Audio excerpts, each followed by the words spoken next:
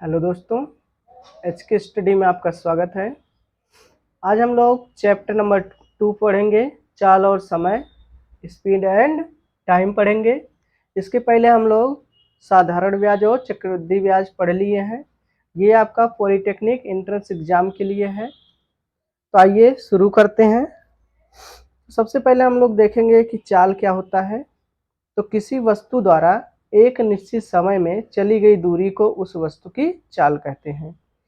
आइए फार्मूला देखते हैं।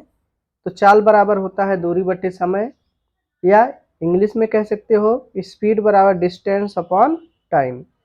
इसी को अगर हमें टाइम निकालना है यहाँ से तो क्या लिखेंगे, समय बराबर दूरी बटे चाल। और इसी को लिख सकते हैं टाइम बराबर डिस्टेंस अपॉन स्पीड।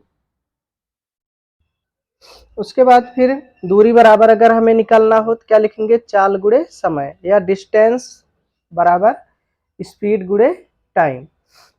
अब बात करते हैं चाल का मात्रक क्या होता है। तो चाल का मात्रक मीटर प्रति सेकंड होता है। अब जैसे हम लोग क्वेश्चन देख लेते हैं कि 750 किलोमीटर की दूरी को 30 किलोमीटर प्रति घंटे की चाल से चलती हुई किसी कार द्वारा तय करने में लिया गया समय। क्या पूछ रहा है, समय पूछ रहा है। तो क्या लिखेंगे, जो चीज दिया है वो चीज हम लोग इसमें पहले लिख लेंगे, उसके बाद जो नहीं दिया है उसको निकाल लेंगे। तो देखिए दूरी दिया है 750 किलोमीटर, तो इसको हम लोग मीटर में बदल देंगे। कितने से गुणा करेंगे, 1000 से गुणा कर दिए। उसके बाद चाल दिया है 30 किलोमीटर प्रति घंटा, तो इसको हम लोग मीटर प्रति सेकंड में बदलने के लिए 5/18 से गुणा कर दिए। तो कितना हो गया, ये आपका 25/3 मीटर प्रति सेकंड हो गया। अगर हमें बड़ा से छोटा में लाना है तो 5/18 से गुणा करना होगा। अगर हमें छोटी से बड़ी में लाना है तो 18/5 से। तो ये आपका समय निकालना है। तो समय बराबर क्या होता है, पहले देखिए चाल बराबर क्या होता है, दूरी बटे समय। अब यहाँ से हमें क्या निकालना है, समय निकालना है। तो समय बराबर क्या हो जाएगा, दूरी बटे चाल। तो जो चीज दिया है उसको हम लोग यहाँ पर पुट कर देंगे, उसके बाद आंसर आ जाएगा।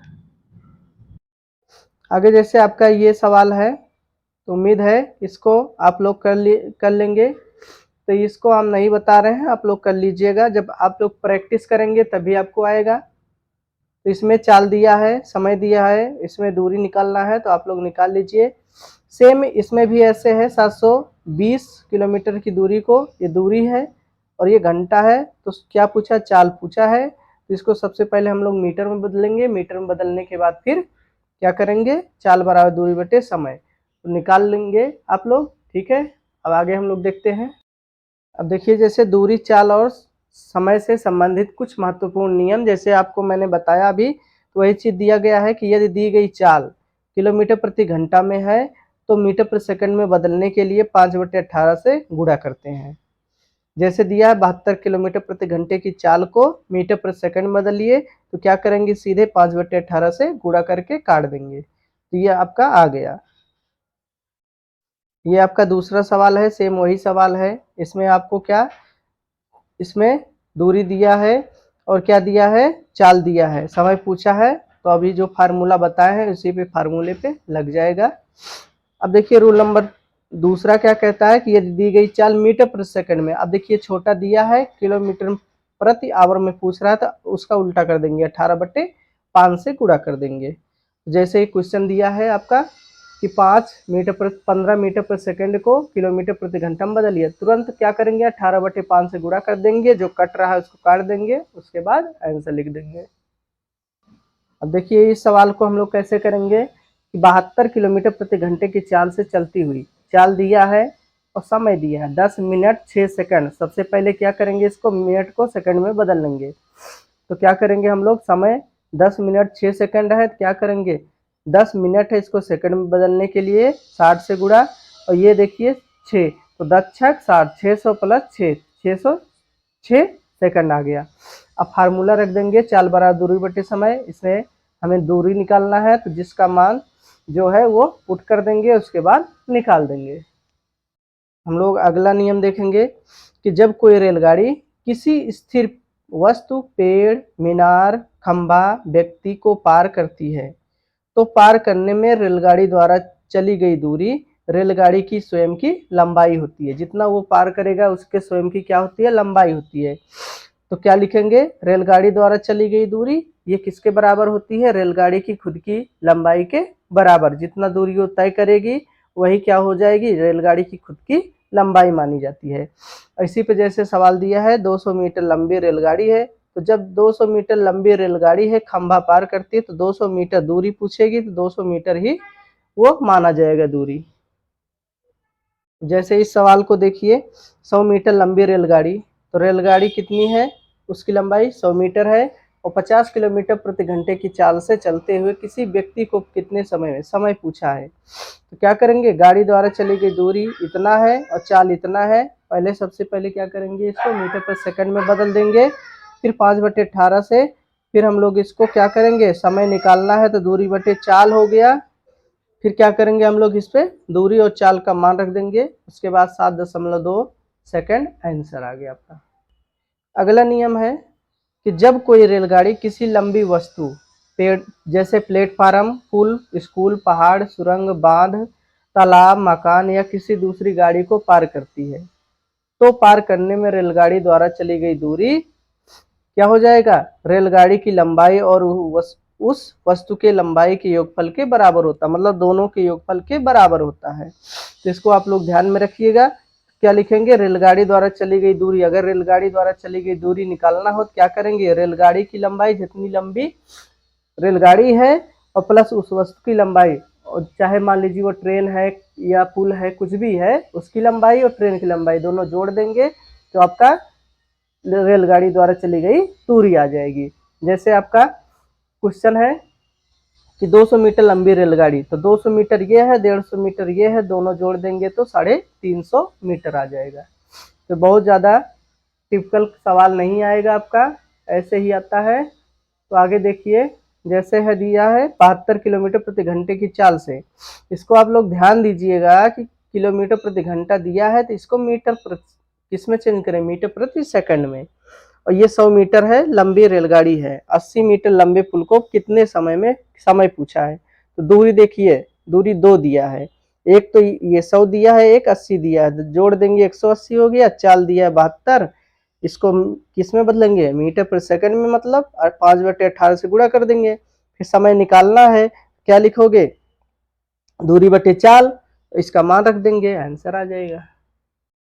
अगला नियम है आपका कि जब कोई रेलगाड़ी अपने समांतर और समान दिशा में चलती हुई किसी दूसरी रेलगाड़ी को पार करती है तो पार करते समय अपेक्षित चाल के लिए उनके चालों का अंतर ज्ञात किया जाता है। तो अपेक्षित चाल अगर निकालना हो तो क्या करेंगे, तीव्र गति से चलने वाली गाड़ी की चाल और माइनस मंद गति से चलने वाली गाड़ी की चाल, जो तेज चल रहा है उसमें से जो धीमा मतलब धीरे धीरे चल रही है उसको घटा देंगे तो ये आपका चाल आ जाएगा, अपेक्षित चाल। इस पे जैसे सवाल दिया है आपका, तो सवाल जैसे दिया है क्या कि 72 किलोमीटर प्रति घंटा की चाल से, 72 किलोमीटर प्रति घंटे की चाल से चलती हुई कोई कार अपने समांतर और समान दिशा में 42 किलोमीटर प्रति घंटे की चाल से चलती हुई बस को पार करती है तो बस की अपेक्षित चाल, तो क्या करेंगे, जो ज्यादा है उसमें से कम वाले चाल को घटा देंगे, वही आपका अपेक्षित चाल हो जाएगा। अब अगला नियम है जैसे, उसको देख लेते हैं हम लोग कि जब कोई रेलगाड़ी इसी टाइप का, जो जितने टाइप के बता रहे हैं इतने टाइप का आपका पॉलिटेक्निक एंट्रेंस एग्जाम में पूछता है, इसी में से कोई एक पूछ लेगा। तो जैसे दिया है सवाल, सॉरी नियम है, जब कोई रेलगाड़ी अपने समांतर और विपरीत दिशा में, अब क्या है, विपरीत दिशा में कह रहा है, चलते हुए किसी दूसरी गाड़ी को पार करती है तो पार करते समय अपेक्षित चाल के लिए उनके चालों का योग ज्ञात करते हैं। जब विपरीत चल रही है तो दोनों को क्या करेंगे, जोड़ देंगे। तो अपेक्षित चाल बराबर क्या है, दोनों गाड़ियों के चालों का योग, तो जोड़ देंगे। तो ये जैसे देखिए सवाल देख लेते हैं इस पे कि दिया है 54 किलोमीटर प्रति घंटे की चाल से चलती हुई कोई रेलगाड़ी अपने समांतर और विपरीत, तो जब समांतर और विपरीत बोले तुरंत क्या कर देंगे, जोड़ देंगे। तो इसको और इसको क्या करेंगे, जोड़ देंगे, वही आपका आंसर आ जाएगा। तो ज्यादा कठिन नहीं है। आगे है जैसे नियम, जब कोई रेलगाड़ी अपने समांतर और समान दिशा में जाएगा तो चलते हुए किसी व्यक्ति को पार करती है, तो व्यक्ति को पार करने में रेलगाड़ी द्वारा लिया गया समय। तो व्यक्ति को पार करने में रेलगाड़ी द्वारा लिया गया समय क्या होगा? तो ये आपका फार्मूला क्या लगाएंगे? यल क्या है? लंबाई है, तो यल अपान V1 माइनस V2 गुणे 5/18 करेंगे। इस पे सवाल आपको दिखा रहे हैं तब समझ में आएगा। तो देखिए जैसे दिया है 100 मीटर लंबी रेलगाड़ी, तो यल कितनी है? यल का मान 100 हो गया। 90 किलोमीटर प्रति घंटे की चाल से चलते हुए अपने समांतर और समान दिशा में 18 किलोमीटर, मतलब ये V1 हो गया, ये V2 हो गया, चाल से चलते हुए व्यक्ति को पार करती है। तो व्यक्ति को पार करने में लिया गया समय पूछा है, तो क्या लगाएंगे? यल अपान V1 माइनस V2 गुणे 5/18। यल का मान 100 है और V1 का मान 90 और माइनस 18 गुणे 5/18। फिर 100 बटे इस घटा देंगे, 5/18 से जो इसमें कट रहा काट देंगे, उसके बाद आ गया 100/20, तो काट देंगे 5 सेकंड आ गया। अगला नियम है आपका कि जब कोई रेलगाड़ी अपने समांतर और समान दिशा में चलती हुई किसी दूसरी गाड़ी को पार करती है, जब किसी दूसरी मतलब दो गाड़ियां आ जाएंगी तो क्या करोगे? समय निकालना है, तो L1 प्लस L2 दोनों गाड़ियों की चाल को क्या करोगे? जो दोनों गाड़ी है उसको जोड़ दोगे और V1 माइनस V2 और गुणे 5/18, मतलब सब कुछ वही है, बस इसमें दोनों जो गाड़ी होगी वो क्या करोगे? इसमें जोड़ दोगे बस। तो जैसे सवाल देख लेते हैं हम लोग। तो सवाल जैसे दिया है 90 किलोमीटर प्रति घंटे की चाल से, ये V1 हो गया, 100 मीटर लंबी रेलगाड़ी, और ये हो गया L1, फिर 54 किलोमीटर, ये हो गया आपका L2, फिर कह रहा है 80 मीटर लंबी, ये हो गया आपका L2। पार करती है तो पार करने में लगा समय, मतलब समय कितना लगेगा? जबकि दोनों गाड़ियों की दिशाएं समान है, तो दोनों गाड़ी की जो मतलब ये क्या है, जितनी लंबी है उसको जोड़ देंगे और चाल जो है घटा के 5/18 से गुणा कर देंगे, तो ये आपका आंसर आ गया।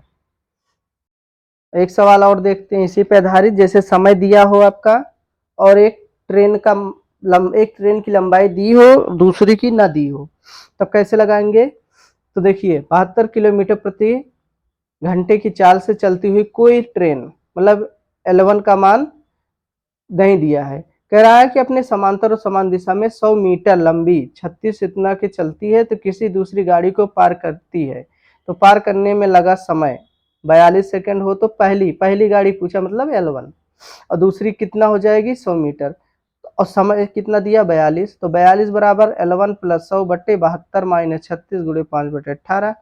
फिर इसको हम लोग हल कर देंगे, हल करने के बाद फिर आपका आंसर आ जाएगा कितना? 320 मीटर। आगे देखिए नियम है, जब कोई रेलगाड़ी अपने समांतर और विपरीत दिशा में चलते हुए किसी व्यक्ति को पार करती है, तो पार करने में लगा समय L अपान V1 प्लस V2 और गुणे 5/18 होगा। मतलब विपरीत की बात करेगा तो यहाँ पे प्लस होगा, और समान दिशा में जब होता है तो यहाँ पे माइनस होता है। तो इस पे सवाल देख लेते हैं हम लोग। जैसे ये आपका सवाल दिया है 20 किलोमीटर V1 हो गया, और विपरीत दिशा में चलती है V2 हो गया, और 12 सेकंड दिया है, तो पूछा है रेलगाड़ी की लंबाई L पूछा है, तो सब कुछ मान रखने के बाद आपका ये 120 मीटर लंबी रेलगाड़ी की इतनी मीटर लंबी रेलगाड़ी आ गई। अगला नियम है आपका कि जब कोई रेलगाड़ी अपने समांतर और विपरीत दिशा में चलते हुए किसी दूसरी गाड़ी को, अब यहाँ पे बात कर रहा किसी दूसरी गाड़ी, फिर वही चीज आ गया L1 प्लस L2, मतलब पहली गाड़ी और दूसरी गाड़ी जोड़ देंगे, और यहाँ पे विपरीत दिशा में चल रही है तो V1 जहाँ माइनस करते थे वहां प्लस कर देंगे, बाकी सेम सवाल वही है। इसी पर आधारित ये सवाल है, तो इसको आप लोग उसमें मान रख के लगा लीजिए।